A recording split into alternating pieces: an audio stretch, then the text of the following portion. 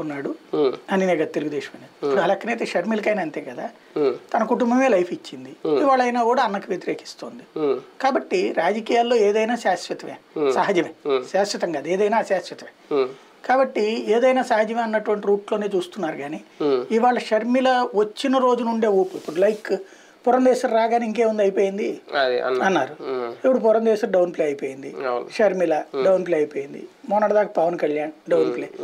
అంటే పబ్లిక్ లోకి ఒక ఎమోషన్ క్యారీ ఫార్వర్డ్ కావాలని నేను మొదటి నుంచి చెప్పుకొస్తున్నట్టుగా ఏయో అర్థం పర్థం లేని అంశాలు కాదు, వెరీ సింపుల్ లాజిక్. 2014 నుంచి 19 దాకా అద్భుత పాలన జరిగింది. రోజు పత్రికలు ఈనాడు జ్యోతి రాసుకొచ్చేది అదే కదా. అప్పుడు అద్భుతం జరిగింది, ఇప్పుడు అనర్థంగా జరుగుతుంది.